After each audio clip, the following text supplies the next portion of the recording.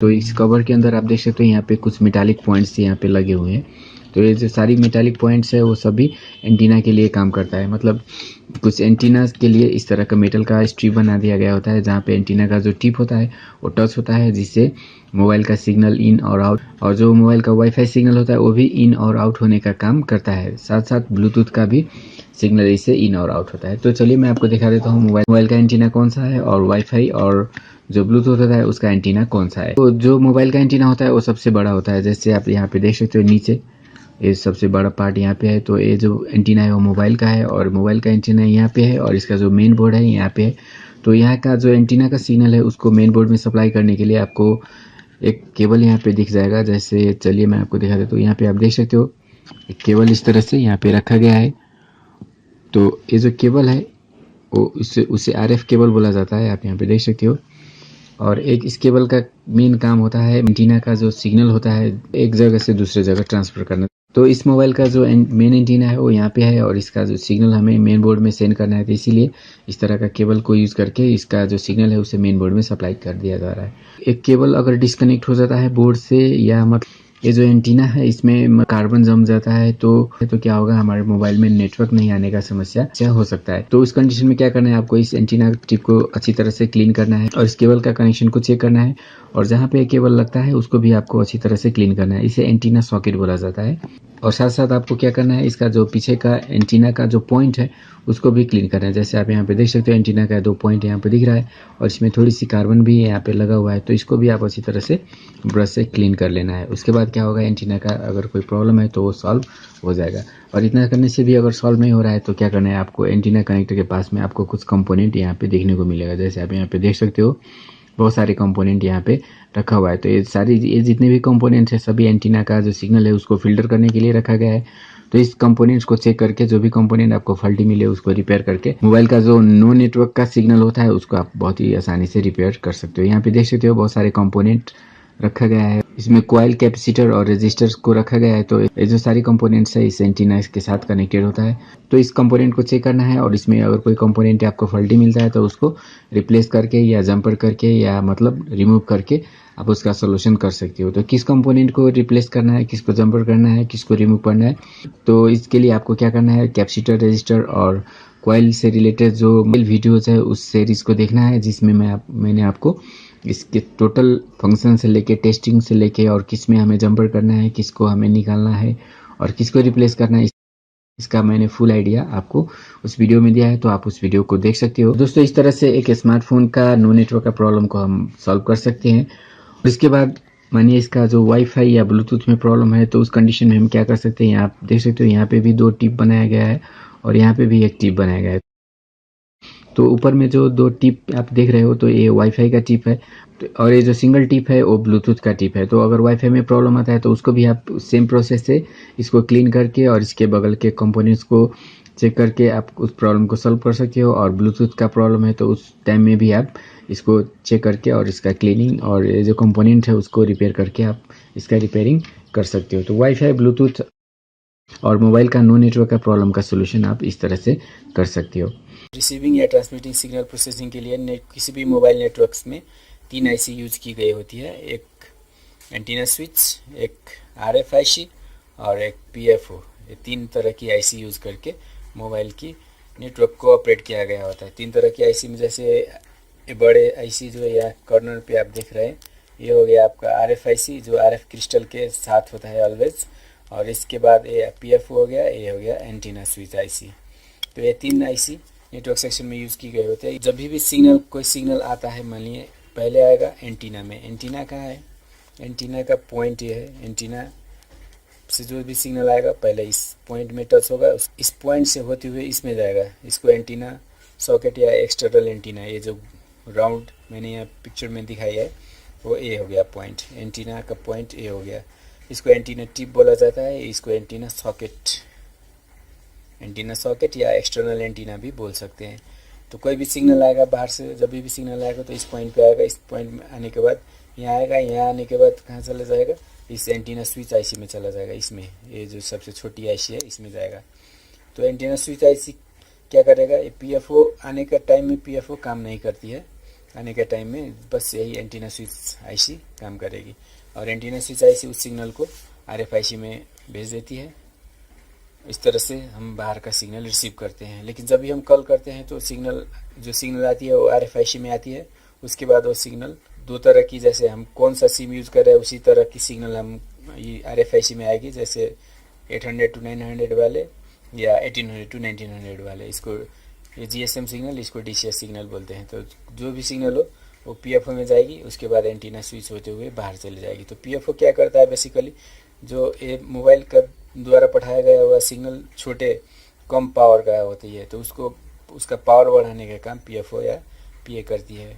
और पावर बढ़ाने के बाद एंटीना स्विच के ज़रिए वो एंटीना सॉकेट होते हुए बाहर जो मोबाइल की टावर, जो हमारे नज़दीकी टावर होती है, उस टावर तक चली जाती है। तो इस तरह से कोई भी मोबाइल में सिग्नल इन या आउट होने का काम करती है। पीएफओ है, उसका full form power frequency oscillator, और पीए का फुल फॉर्म पावर एम्पलीफायर। दोनों नाम एक ही आईसी का है, तो इसमें आप कंफ्यूज नहीं होना। जैसे पहले समझते हैं, जैसे मोबाइल में नेटवर्क सेक्शन क्यों बनाई गई होती है, नेटवर्क सेक्शन क्या है, इसमें किस तरह की आईसी यूज होती है, इसके बारे में मैंने पहले ही वीडियो अपलोड कर दिया है। उस वीडियो को ज़रूर देखें। उस वीडियो को देखने के बाद आपको नेटवर्क सेक्शन में यूज़ होने वाली जो आईसी होती है, 3 आईसी मेनली यूज़ होती है नेटवर्क सेक्शन में, उसकी जानकारी आपको मिल जाएगी। और इस आईसी की इन्फॉर्मेशन के बाद अब इस आईसी की वर्किंग क्या होती है, मोबाइल में जो 3 नेटवर्क आईसी यूज़ होती है वो क्यों यूज़ होती है, उसका फंक्शन क्या है, क्यों 3 तरह की आईसी नेटवर्क सेक्शन में यूज की गई है, तो इसके बारे में हम इस वीडियो में जानकारी लेंगे। कोई भी वायरलेस सिग्नल ट्रांसमिशन के लिए फ्रीक्वेंसी के मीडियम से वायरलेस ट्रांसमिशन होती है। तो फ्रीक्वेंसी क्या होती है, जैसे मैं अभी बोल रहा हूँ तो मेरा वॉइस आप सुन पा रहे हैं, या जो अभी डिवाइस आप लैपटॉप, मोबाइल, जहाँ पे भी आप वीडियो देख रहे हैं, तो जो डिवाइस साउंड प्रोड्यूस कर रही है वो आपके कानों तक जा रही है। तो इसके बीच में कोई कनेक्शन तो नहीं है, फिर भी क्या हो रहा है, जो साउंड सिग्नल है वो एक जगह से दूसरी जगह जा रही है। तो ये साउंड कैसे ट्रांसमिट हो रही है, साउंड को ट्रांसमिट करने का काम फ्रीक्वेंसी करती है। जैसे आप बोलते हैं तो जो आपकी आवाज़ निकलती है वो भी एक तरह की फ्रीक्वेंसी है, लेकिन ये फ्रीक्वेंसी उतनी पावरफुल नहीं होती है। ये फ्रीक्वेंसी आप देख नहीं पाएंगे, इसको आप, ये एक तरह की वाइब्रेशन होती है जिसको आप उतना ज़्यादा महसूस भी नहीं कर सकते हैं। जब आप उसे रिसीव करेंगे तभी आप इसकी इन्फॉर्मेशन ले पाएंगे। तो इस तरह की फ्रीक्वेंसी के मीडियम से हमारे मोबाइल की जो सिग्नल है वो ट्रांसमिट होती है, या जितने भी वायरलेस सिग्नल है वो इसी तरह की फ्रीक्वेंसी के मीडियम के द्वारा ट्रांसमिट होती है। तो फ्रीक्वेंसी, अब कितना फ्रीक्वेंसी रखें मोबाइल के लिए, ये भी एक ज़रूरी टर्म हो जाता है। जैसे अब सभी चीज़ का फ्रीक्वेंसी प्री डिफाइंड होता है। जैसे अब वर्ल्ड वाइड मोबाइल के लिए एक तरह की फ्रीक्वेंसी, और टीवी के लिए अलग तरह की फ्रीक्वेंसी, इंटरनेट के लिए अलग तरह की फ्रीक्वेंसी, इस तरह की हर एक चीज़ के लिए, एफएम के लिए फ्रीक्वेंसी, हर एक तरह की वायरलेस कम्युनिकेशन के लिए अलग अलग फ्रीक्वेंसी का बैंड सेपरेट किया गया हुआ है। तो मोबाइल के लिए जो बैंड यूज़ होती है वो है एशियन कंट्री में 800 to 900 मेगाहर्ट्ज़, और दूसरा बैंड, 2 बैंड है मोबाइल के लिए, एक 800 to 900 मेगाहर्ट्ज़ और दूसरा है 1800 to 1900 मेगाहर्ट्ज़। तो ये दोनों चैनल में से कोई चैनल कंपनियां यूज़ कर रही होती है। या बेसिकली इसको कैरियर बोला जाता है, जो आपकी आवाज़, जो मोबाइल से जो बाहर निकलती है आपकी आवाज़, तो आपका आवाज़ को कैरी करने का काम ये करती है। तो मोबाइल के लिए फिक्स है 800 to 900 मेगाहर्ट्ज़ और 1800 to 1900। दोनों में से कोई एक फ्रीक्वेंसी हर एक मोबाइल कंपनियां यूज़ करती है, लेकिन बाहर के देशों में 25 से 26 मेगाहर्ट्ज़ इस तरह की फ्रीक्वेंसी यूज़ की जाती है। तो इसीलिए अगर डिफरेंस फ्रीक्वेंसी में, इस फ्रीक्वेंसी में काम करने में वाली मोबाइल को आप इसमें यूज़ करेंगे तो वो डिटेक्ट नहीं करेगा। तो इसीलिए आपका नेटवर्क अनलॉक हो जाता है। जैसे बाहर में चल रही मोबाइल आपको एशियन कंट्री में लाने पर काम नहीं करने का प्रॉब्लम भी दिखाता है। तो इसका मेन रीज़न यही है कि उसका दोनों का फ्रीक्वेंसी मैच नहीं होता। तो इस चैनल, जो 800 to 900 चैनल है, उसको जीएसएम बैंड बोला जाता है, और जो 1800 to 1900 मेगाहर्ट्ज़ बैंड है उसको डीसीएस बैंड बोला जाता है। तो ये 2 बैंड हो गई। तो कोई भी सिग्नल आएगा तो यही 2 बैंड की हेल्प से इन या आउट होगा। तो अब बेसिकली सिग्नल दो टाइप की होती है, एक आने वाली सिग्नल और एक जाने वाली सिग्नल। जैसे किसी ने आपको कॉल किया तो आपकी मोबाइल में जो सिग्नल आएगी तो वो इनकमिंग सिग्नल होगी, और उस सिग्नल को रिसीविंग सिग्नल भी बोला जाता है। और रिसीविंग को शॉर्टकट में RX आप बोल सकते हैं। जैसे जो सिग्नल कहीं बाहर से आपकी डिवाइस में आ रही है तो उसको आप रिसीविंग या RX सिग्नल कह सकते हैं। अगर रिसीविंग सिग्नल इस बैंड से कोई सिग्नल आ रही है तो उसको RX G बोला जाएगा, जैसे receiving signal from 800 to 900 megahertz. लेकिन कोई सिग्नल इस बैंड से आ रही है, 1800 वाले बैंड से आ रही है, तो उसको RX D बोला जाएगा। जैसे 1800 टू 1900 से आने वाले सिग्नल को RX D बोला जाएगा। तो इस तरह से दो टाइप की सिग्नल हो गए, रिसीविंग RX G और रिसीविंग RX D। इसी तरह जो हमारे मोबाइल से निकलती है जो सिग्नल, उसको आउटगोइंग सिग्नल बोला जाता है, और उस सिग्नल को आप ट्रांसमिटिंग और या शॉर्टकट में आप TXP को डिनोट कर सकते हैं। तो सिग्नल फ्रॉम 800 टू 900, जैसे हम मान लिए कोई 8 इस बैंड वाले सिम यूज़ कर रहे हैं तो उससे जो सिग्नल होगी तो उसको TXG बोला जाएगा। लेकिन अगर हम इस वाले सिम यूज़ कर रहे हैं, ये सिग्नल में काम करने वाले सिम यूज़ कर रहे हैं, तो जो हमारे मोबाइल से सिग्नल आउट होगी उसको TXD बोला जाएगा। तो इस तरह से रिसीविंग सिग्नल भी दो तरह की हो गई और ट्रांसमिटिंग सिग्नल भी दो तरह की हो गई। तो दोस्तों यहाँ पे जो डायग्राम मैं आपको दिखा रहा हूँ वो मोबाइल नेटवर्क सेक्शन का डायग्राम है, और ये बहुत ही छोटी सी पार्ट है नेटवर्क सेक्शन का, ये फुल पार्ट तो नहीं है। तो मैं आपका जो मोबाइल नेटवर्क सेक्शन है उसका जो पार्ट का डिस्क्रिप्शन है वो एक एक करके मैं आपको बताने वाला हूँ। तो ये जो डिस्क्रिप्शन है वो मतलब मोबाइल का FEM IC से रिलेटेड डिस्क्रिप्शन है। तो दोस्तों मोबाइल के बोर्ड में बहुत सारे IC लगा होता है, जिसमें से मोबाइल का जो नेटवर्क सेक्शन है उसमें 3 IC को यूज किया जाता है। तो उसमें से एक IC का नाम होता है एंटीना स्विच, और दूसरा IC को बोला जाता है PFO, या उसी का दूसरा नाम भी है PA। तो PFO का मतलब होता है पावर फ्रीक्वेंसी ऑसिलेटर, और PA का मतलब होता है पावर एम्पलीफायर। तो दोस्तों मोबाइल का जो नेटवर्क सेक्शन का सबसे मेन IC होता है उसे RFIC बोला जाता है। तो दोस्तों एक मोबाइल के बोर्ड में जो RFIC होता है वो सिग्नल को इन और आउट करने का काम करता है, यानी कि नेटवर्क प्रोसेसिंग का सबसे जो मेन IC होता है उसे RFIC बोला जाता है। कोई भी सिग्नल जो बाहर से मोबाइल के अंदर आता है तो डायरेक्ट RFIC के अंदर नहीं जा पाता है, उसको पहले दो और ICO के थ्रू गुजरना पड़ता है। तो दोस्तों उस IC का नाम है एंटीना स्विच और PFO। तो समटाइम्स क्या होता है वो दोनों आईसी को कंबाइन करके एक ही आईसी में बना दिया गया होता है, तो उस आईसी को बोला जाता है एफईएम। तो आप यहाँ पे जो आईसी देख रहे हो वो एफईएम है। एफईएम का मतलब होता है फ्रंट इन मॉडल। आप यहाँ नीचे देख सकते हो लिखा हुआ है फ्रंट इन मॉडल। तो फ्रंट इन मॉडल के अंदर दो आईसी को कंबाइन करके रखा गया होता है, जिसका नाम है एंटीना स्विच। इस तरह से एक एंटीना स्विच, और जो दूसरा नाम है वो है पीए। तो पीए का मतलब होता है पावर एम्पलीफायर। तो दोस्तों दोनों आईसी को इसी में कंबाइन करके रखा गया है, तो इसीलिए इस आईसी को एफईएम बोला जाता है। तो दोस्तों ये जो एफईएम है वो एंटीना स्विच का भी काम कर रहा है और पीए या पीएफओ का भी काम कर रहा है। तो चलिए जानते हैं ये जो एफईएम है वो क्यों रखा गया है और इसका ऑपरेशन क्या है, मतलब इससे सिग्नल किस तरह से इन होता है और किस तरह से सिग्नल आउट होता है। तो दोस्तों सबसे पहले जो बाहर से आने वाला सिग्नल है वो हमारे मोबाइल का एंटीना में आता है। मतलब मोबाइल, हर एक मोबाइल के अंदर एंटीना लगाया गया होता है। वो एंटीना का,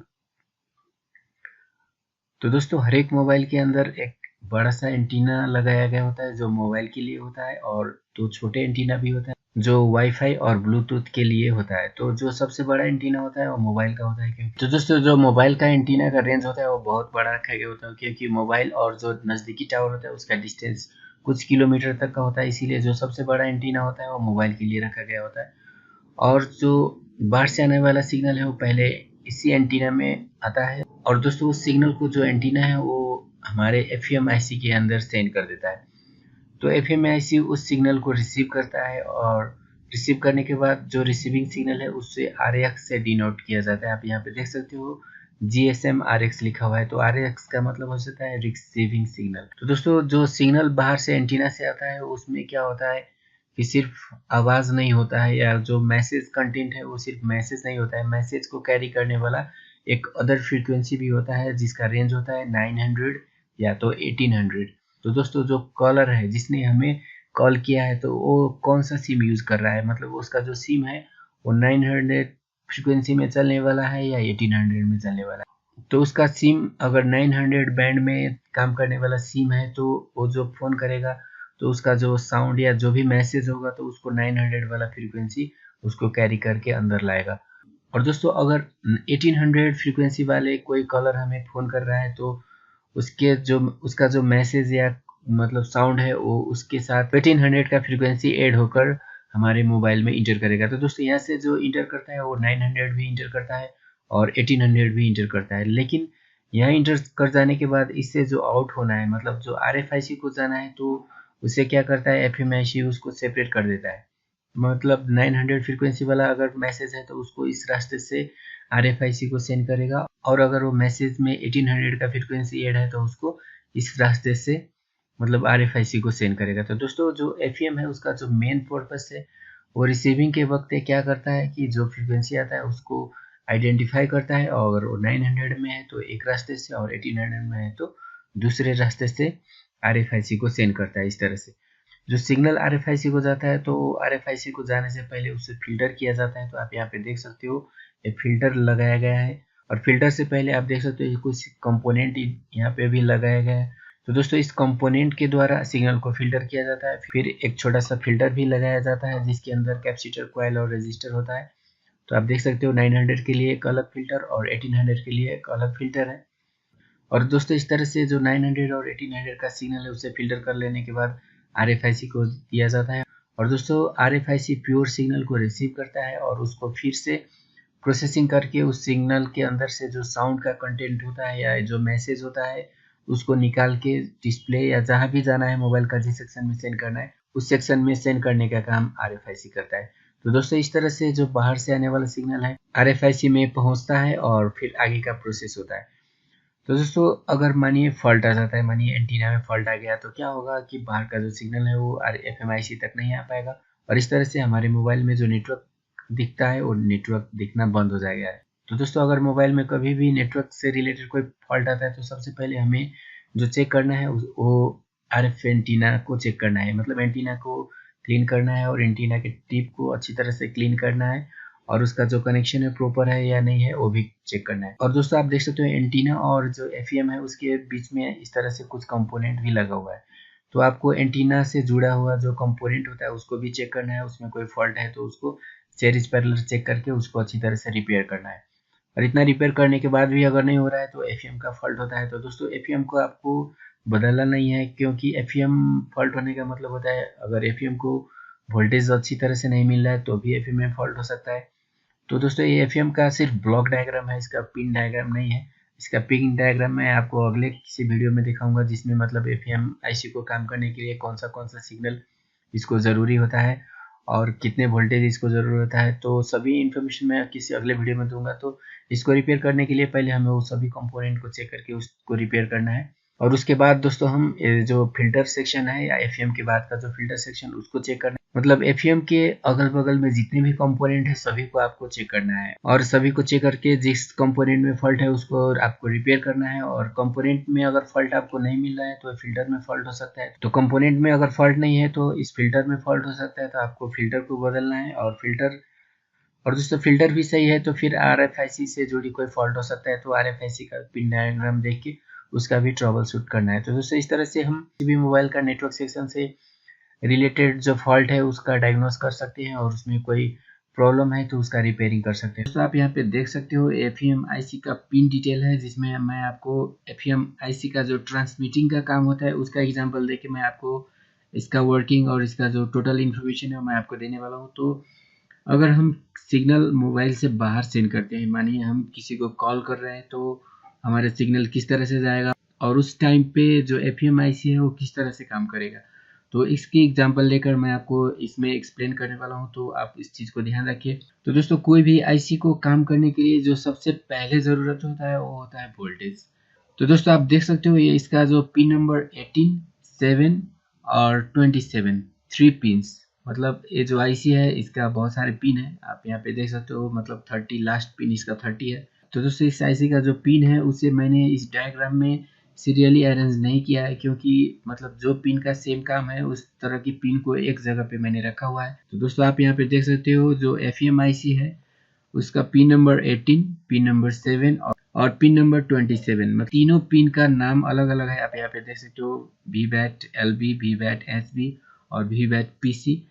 लेकिन इसमें जो आने वाला वोल्टेज है वो सेम है, मतलब 3.7 वोल्ट इसमें आ रहा है और जो वोल्टेज आ रहा है वो बैटरी से आ रहा है। आप यहाँ पे देख सकते हो VVAT लिखा हुआ है, तो VVAT का मतलब होता है बैटरी से आने वाला वोल्टेज। और क्योंकि 3.7 वोल्टेज बैटरी सप्लाई करता है, इसीलिए जहाँ पे भी 3.7 जाता है वो बैटरी से ही जाता है। तो बैटरी से जो आने वाला वोल्टेज है उस लाइन में आप देख सकते हो इस तरह से 4 कैपेसिटर को लगाया गया है। तो दोस्तों अगर मानिए इस चारों कैपेसिटर में से कोई एक कैपेसिटर शॉर्ट हो जाता है या कोई एक कैपेसिटर फॉल्ट हो जाता है, तो जो हमारा मोबाइल होगा वो बिल्कुल डेड हो जाएगा, क्योंकि ये जो माइनस है वो प्लस के साथ जुड़ जाएगा और जुड़ने के साथ ही जो बैटरी का प्लस और माइनस पिन है वो भी शॉर्ट हो जाएगा और मोबाइल ऑन नहीं होगा। तो दोस्तों इस तरह से जो मोबाइल फ़ोन का नेटवर्क सेक्शन है उसमें यूज़ होने वाला जो FEM IC है, तो उसको बैटरी से 3.7 वोल्ट का सप्लाई किया जाता है इस तरह से, और उस लाइन में इस तरह से कैपेसिटर को लगाया जाता है। और इस चारों कैपेसिटर में से अगर कोई भी कैपेसिटर शॉर्ट हो जाता है तो बैटरी में भी शॉर्टिंग आ जाएगा और हमारा जो मोबाइल है वो डेड हो जाएगा। तो दोस्तों इस तरह से अगर हमारा नेटवर्क सेक्शन में फॉल्ट आने से भी मोबाइल डेड होने का चांसेस होता है, इसका प्रूफ आप यहाँ से ले सकते हो। तो दोस्तों ये था वन टाइप ऑफ वोल्टेज जो हम FEM IC को देते हैं, लेकिन इसके अलावा और भी वोल्टेज FEM IC को दिया जाता है, जो वोल्टेज आप यहाँ पे देख सकते हो जिसका नाम है VR4, मतलब रेगुलेटेड वोल्टेज। तो रेगुलेटेड वोल्टेज आता है फ्रॉम UEM, आप यहाँ पे देख सकते हो। तो UEM का मतलब होता है यूनिवर्सल एनर्जी मॉड्यूल, यानी कि पावर IC। और पावर IC के साथ साथ उसके अंदर बहुत सारे ऑडियो IC, सिम IC और लॉजिक का कंट्रोलिंग भी इसमें लगा होता है। तो इसीलिए पावर IC को हम UEM IC भी बोलते हैं, जिसका फुल नेम होता है यूनिवर्सल एनर्जी मॉड्यूल। तो दोस्तों पावर IC FEM को कितना वोल्ट सप्लाई कर रहा है आप यहाँ पे देख सकते हो 2.8 वोल्ट। तो दोस्तों इस FEM IC को काम करने के लिए 3.7 वोल्ट के साथ साथ इसको 2.8 वोल्ट भी देना ज़रूरी है, जो पावर IC सप्लाई करता है। तो जहाँ भी वोल्टेज सप्लाई किया जाता है उस लाइन में इस तरह के कैपेसिटर डालना बहुत ही ज़रूरी होता है। तो आप देख सकते हो इस लाइन में भी 2 कैपेसिटर लगा हुआ है। तो अगर यहाँ पे मानिए शॉर्टिंग हो जाता है तो क्या होगा, इसमें शॉर्टिंग होने से मोबाइल डेड हो जा रहा है, लेकिन यहाँ पे शॉर्टिंग होने से क्या हो सकता है। तो दोस्तों इस लाइन में अगर शॉर्ट हो जाता है तो मोबाइल वाइब्रेट होकर ऑन नहीं होने का प्रॉब्लम हो सकता है, क्योंकि मोबाइल को ऑन करने वाला जो IC है वो पावर IC है। तो पावर IC ऑन होगा, लेकिन मतलब पावर IC क्या जो आगे का सेक्शन है उसमें शॉर्टिंग पावर IC को मालूम होगा, तो पावर IC फिर क्या करेगा, वोल्टेज को ऑफ कर देगा, यानी कि मोबाइल का जो ऑन का प्रोसेस है उसे बंद कर देगा। तो दोस्तों इस तरह से जो VR लाइन है, रेगुलेटेड वोल्टेज का लाइन है, 2.8 वोल्टेज का जो लाइन है, तो दोस्तों इस लाइन में अगर शॉर्टिंग है तो जब आप मोबाइल को ऑन करोगे तो मोबाइल वाइब्रेट होगा, यानी कि ऑन होने के लिए ट्राई करेगा लेकिन पूरी तरह से ऑन नहीं हो पाएगा, मतलब वाइब्रेट होकर फिर मोबाइल बंद हो जाएगा। तो इस तरह का अगर प्रॉब्लम आ रहा है किसी मोबाइल में तो आप क्या कर सकते हो, जो FEM IC है उसका जो रेगुलेटेड लाइन है तो उसकी लाइन की कैपेसिटर को आप चेक कर सकते हो। तो दोस्तों ये जो लाइन है आप यहाँ पे देख सकते हो 3.7 वोल्ट का लाइन, तो ये हाई वोल्टेज है और ये जो वोल्टेज है वो लो वोल्टेज है। तो इसमें जो लगने वाला कैपेसिटर है उसका साइज बड़ा होगा। तो दोस्तों अगर मोबाइल डेड हो रहा है, मोबाइल मतलब शॉर्टिंग आ रहा है, तो आपको क्या करना है, मोबाइल का जो FEM IC है उसके बगल में जाके जो बड़े बड़े कैपेसिटर लगे हैं तो उसको पहले आपको चेक करना है, क्योंकि जो बड़े कैपेसिटर होते हैं वो हाई वोल्टेज के होते हैं और जो छोटे कैपेसिटर होते हैं वो लो वोल्टेज के होते हैं। तो बहुत ही छोटे कैपेसिटर को आपको चेक नहीं करना है, जो सबसे बड़ा कैपेसिटर है उसको चेक करना है। और अगर मोबाइल वाइब्रेट हो रहा है, मतलब ऑन करने पर मोबाइल वाइब्रेट हो रहा है, तो आपको क्या करना है, मीडियम साइज का जो कैपेसिटर है उससे चेक करना है। तो इस तरह से आप एक बड़े कैपेसिटर जो हाई वोल्टेज लाइन में लगता है और मीडियम कैपेसिटर जो मीडियम वोल्टेज में लाइन में लगता है, तो उसको चेक करके मतलब मोबाइल का जो डेड प्रॉब्लम है उसको रिपेयर कर सकते हो। और मोबाइल में अगर हाफ शॉर्टिंग, इस तरह का शॉर्टिंग को हाफ शॉर्टिंग भी बोला जाता है, तो हाफ शॉर्टिंग होने पर एक प्रॉब्लम हो सकता है, मतलब मोबाइल ऑन होकर बैटरी का ड्रेनेज ज़्यादा होता है, लेकिन एक प्रॉब्लम क्या हो सकता है, मोबाइल वाइब्रेट होकर ऑन नहीं होने का भी हो सकता है। तो उस तरह के प्रॉब्लम में आपको ये VR लाइन का जो मीडियम टाइप के कैपेसिटर होते हैं FEM IC के अगल बगल में, उसको चेक करना है और उसको रिपेयर। तो दोस्तों ये जो लाइन है वो लाइन मतलब RFIC जो FEM IC है उसको इनेबल करने के लिए देता है, मतलब इसको जब भी इसको इनेबल करना है RFIC को, FEM IC को कोई सिग्नल सेंड करना है तो पहले इस IC को इनेबल करना ज़रूरी होता है, मतलब इसको पहले प्री इन्फॉर्मेशन देना होता है, मतलब हम अब सिग्नल को सेंड करने वाला है, मतलब तुम काम के लिए रेडी हो जाओ। तो इस तरह से इन्फॉर्मेशन देने के लिए जो RFIC FEM को इन्फॉर्मेशन देता है, तो उसके लिए ये 3 पिन का यूज किया जाता है दोस्तों। तो चलिए अब बाकी पिनों के इन्फॉर्मेशन लेते हैं। तो बाकी पिनों में दोस्तों आप यहाँ पे देख सकते हो, यहाँ पिन नंबर 25 और पिन नंबर 26 दो पिन है। तो इसमें आप देख रहे हो UPP लिखा हुआ है, तो UPP से एक सिग्नल आने वाला है, और UPP का मतलब हो जाता है दोस्तों CPU। तो दोस्तों जब भी हम कॉल डायल करते हैं तो पहले इस IC को नहीं मालूम होता है, पहले CPU को मालूम होता है सबसे पहले, और CPU को मालूम हो जाने के बाद मोबाइल का जिस जिस सेक्शन को इनेबल करना है उस सभी को इनेबल करने का काम CPU कर देता है। तो मतलब कॉलिंग के दौरान इस IC को भी इनेबल करना ज़रूरी होता है, क्योंकि ये जो IC है वो मतलब फ़ोन का जो सिग्नल है उसको बाहर सेंड करने में हेल्प करता है। तो इसीलिए इस IC को इनेबल करने के लिए CPU ही इसको सिग्नल सेंड कर रहा होता है। तो दोस्तों इस लाइन में भी आप देख सकते हो एक रजिस्टर और एक कैपेसिटर इस तरह से जोड़ा हुआ है। तो रजिस्टर जो है वो सीरीज में है और जो कैपेसिटर है वो पैरेलल है। तो इसका जो साइज होगा बहुत ही छोटा होगा, मतलब सबसे जो छोटा रजिस्टर होगा इस लाइन में होगा, क्योंकि सिग्नल वाले लाइन में उतने बड़ा कंपोनेंट का यूज नहीं किया जाता है। तो दोस्तों CPU के बाद आप यहाँ पे देख सकते हो एक और सिग्नल FEM को आ रहा है फ्रॉम UEM में, मतलब यूनिवर्सल एनर्जी मॉड्यूल यानी कि पावर IC। जो UEM IC है वो भी एक लॉजिक IC के रूप में काम करता है। तो इसको ऑन करने के लिए CPU के साथ साथ इस सिग्नल का भी जरूरत है। तो दोस्तों इस लाइन में भी आप देख सकते हो एक छोटा सा रेजिस्टर डाला हुआ है और एक छोटा सा कैपेसिटर डाला हुआ है इस तरह से।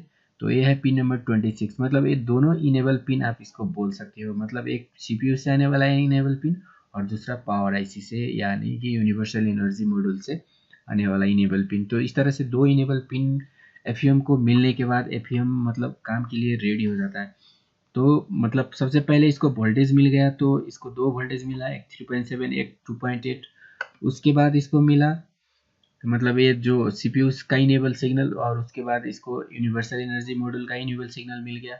तो अब क्या होगा, FEM IC बिल्कुल रेडी कंडीशन में आ जाएगा। अब रेडी कंडीशन में आ जाने के बाद ये सिग्नल को आउट करेगा, लेकिन सिग्नल इसमें तो नहीं होता है, सिग्नल इसको RFIC दे रहा होता है। तो RFIC इसको सिग्नल दो लाइनों से देता है, यहाँ पे आप देख सकते हो पिन 22 और पिन 3। तो दोस्तों FEM IC का जो 22 पिन है उसमें आप देख रहे हो GSM 900 फ्रॉम RFIC एंड ये फिल्टर, मतलब RFIC जो सिग्नल देता है तो डायरेक्ट इसको नहीं देता है, मतलब फिल्टर करके इसको दे रहा होता है। तो इसमें जो सिग्नल आ रहा है वो 900 बैंड का है, मतलब मोबाइल में जो सिग्नल इन होता है या आउट होता है तो 900 या 1800 दो बैंड में इन आउट होता है। तो आप यहाँ पे देख सकते हो इससे जो सिग्नल आउट होने वाला है उसका जो रेंज है वो 900, यानी कि आपके मोबाइल में अगर आप 900 में चलने वाले सिम यूज़ कर रहे हो तो जो आपका सिम से सिग्नल आएगा वो इस मतलब इस लाइन से बाहर जाने वाला है। लेकिन आपके मोबाइल में 1800 बैंड का अगर सिम है, मतलब 1800 टू 1900 बैंड को 1800 बोला जाता है। तो दोस्तों ये दो लाइन हो गया, मतलब दोनों लाइन में से कोई एक लाइन यूज होता है, दोनों लाइन सेम टाइम नहीं यूज होता है, मतलब वो डिपेंड करता है आपके मोबाइल के अंदर कौन सा सिम चलता है। तो वर्ल्ड में जितने भी चीज़ें मतलब वायरलेस कम्युनिकेशन होता है सभी का अलग अलग एक फ्रीक्वेंसी का चैनल होता है। तो मोबाइल के लिए जो चैनल है वो 900 है और दूसरा जो चैनल है 1800 है। तो कोई भी अगर मोबाइल कंपनी अपना खुलता है तो मतलब 900 बैंड का कोई एक सिग्नल फ्रीक्वेंसी लेगा, या तो 18 टू 1900 बैंड का कोई फ्रीक्वेंसी वो ले सकता है। तो दोस्तों इस तरह से हमारे मोबाइल में जो सिम है उसके मुताबिक हमारा जो सिग्नल है या तो 900 वाले लाइन से जाएगा या तो 1800 वाले लाइन से बाहर जाएगा। तो इस लाइन से मानिए सिग्नल आया या मानिए इस लाइन से सिग्नल आया, तो ये सिग्नल FEM IC को आएगा और FEM IC उस सिग्नल को एंटीना को देगा। मतलब ये जो 3 वाले लाइन है उससे आए तो भी एंटीना में जाएगा, या 22 वाला जो लाइन है उससे आएगा तो भी इस तरह से एंटीना में जाके और वो सिग्नल क्या हो जाएगा, हमारे जो मोबाइल का एंटीना है वहाँ पे जाएगा, और उससे जो नज़दीकी टावर होता है मोबाइल का, मतलब जिस ऑपरेटर का हम सिम यूज़ कर रहे हैं उसके ऑपरेटर का जो नज़दीकी टावर है वहाँ पे जाएगा, और उसके बाद वो हेड ऑफिस में जाएगा, जिससे मतलब जो इन्फॉर्मेशन है वो रिकॉर्डिंग हो जाएगी, मतलब हम किसको फ़ोन कर रहे हैं और सभी रिकॉर्डिंग हो जाने के बाद जिसे हम कॉल कर रहे हैं उसके नज़दीकी टावर में जाके और उसके बाद फिर उसके मोबाइल में कॉल ट्रांसफ़र हो जाएगा। तो दोस्तों इस तरह से जो बाहर जाने वाला सिग्नल है वो पहले FEM को दिया जाता है और फिर एंटीना को सेंड किया